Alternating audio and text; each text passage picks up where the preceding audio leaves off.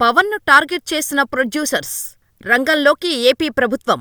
అసలేం జరుగుతుంది? రెండు తెలుగు రాష్ట్రాల్లో జూన్ 1వ తేదీ నుంచి థియేటర్లు మూసివేస్తున్నట్టు ఎగ్జిబిటర్లు, డిస్ట్రిబ్యూటర్లు ప్రకటించిన విషయం తెలిసిందే. అయితే దీని వెనుక పెద్ద కుట్ర జరుగుతోందని సోషల్ మీడియాలో వార్తలు వైరల్ అవుతున్నాయి. పవన్ కళ్యాణ్ సినిమా 'హరిహర వీరమల్లు' విడుదల వేళ కావాలనే ఓ నలుగురు నిర్మాతలు అడ్డుకునే ప్రయత్నం చేస్తున్నారని, అందులో భాగంగా వ్యూహాత్మకంగా థియేటర్లు మూసివేయించారని వార్తలు విస్తృతమవుతున్నాయి. ఈ వివాదంపై తాజాగా ఏపీ సినిమాటోగ్రఫీ మంత్రి కందుల దుర్గేష్ కూడా స్పందిస్తూ ఈ కుట్ర వెనుక ఎవరు ఉన్నారో తెలుసుకోవాలని హోంశాఖ ముఖ్య కార్యదర్శికి ఆదేశాలు జారీ చేశారు. అసలు ఫిల్మ్ ఛాంబర్లో జరిగిన మీటింగులో తీసుకున్న నిర్ణయాలేంటి? నిజంగానే థియేటర్స్ బంద్ కాబోతున్నాయా? తెలుగు సినిమా పరిశ్రమలో పర్సంటేజీ విధానంలో డిస్ట్రిబ్యూటర్లు, ఎగ్జిబిటర్లకు చెల్లించే అద్దె, కమిషన్ విషయం భారీ వివాదానికి తెరలేపడమే కాకుండా నిర్మాతలను ఆందోళనకు గురిచేస్తుంది.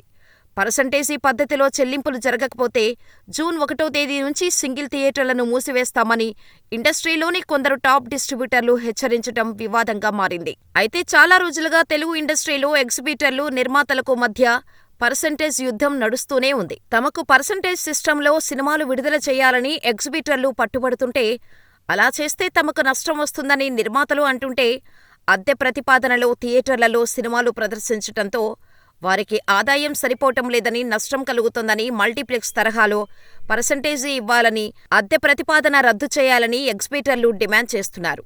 ఈ క్రమంలోనే ఫిల్మ్ ఛాంబర్లో జరిగిన సంయుక్త రాష్ట్రాల ఎగ్జిబిటర్స్ మీటింగుకు దాదాపు 60 మంది ఎగ్జిబిటర్లు హాజరయ్యారు. ఈ మీటింగులో సురేష్ బాబు, దిల్ రాజు లాంటి అగ్ర నిర్మాతలు కూడా ఉన్నారు. ఈ మీటింగులో తమ డిమాండ్స్ ఛాంబర్ ముందు పెట్టారు ఎగ్జిబిటర్లు. ప్రస్తుతం నడుస్తున్న అద్దె ప్రతిపాదికన థియేటర్లు నడిపే పరిస్థితిలో తాము లేమని చెప్పేశారు థియేటర్ యాజమాన్యం. అంతేకాదు, జూన్ 1 నుంచి సినిమా హాళ్లు బంద్ చేయాలని నిర్ణయం తీసుకున్నారు. ఈ వివాదంతో జూన్లో విడుదలకు సిద్ధమవుతున్న థగ్ లైఫ్, హరిహర వీరమల్లు, కుబేరా, కన్నప్ప లాంటి సినిమా నిర్మాతలు తీవ్రమైన ఆందోళనకు గురవుతున్నారు. ఈ విషయం గురించి పలువురు నిర్మాతలు, సినీ వర్గాలు తమ అభ్యంతరాలను వ్యక్తం చేస్తున్నారు. సినిమా పరిశ్రమను సంక్షోభంలోకి నెట్టే ప్రయత్నాలపై సినీ వర్గాలు తమ ఆందోళనను వ్యక్తం చేస్తున్నారు. కాగా బంద్ నిర్ణయంపై నేడు మరోసారి చర్చలు జరపనున్నారు ఎగ్జిబిటర్లు, డిస్ట్రిబ్యూటర్లు, నిర్మాతలు. అయితే బంద్ నిర్ణయం వెనుక కుట్ర ఉందని జనసేన ఆరోపిస్తోంది. పవన్ కళ్యాణ్ నటించిన 'హరిహర వీరమల్లు' సినిమా జూన్ 12న విడుదల నేపథ్యంలో ఆ నలుగురు కుట్ర చేశారంటూ తీవ్రంగా ఆరోపిస్తోంది జనసేన. అంతేకాదు, దీనిపై ఏకంగా విచారణకు ఆదేశించారు సినిమాటోగ్రఫీ మంత్రి దుర్గేష్.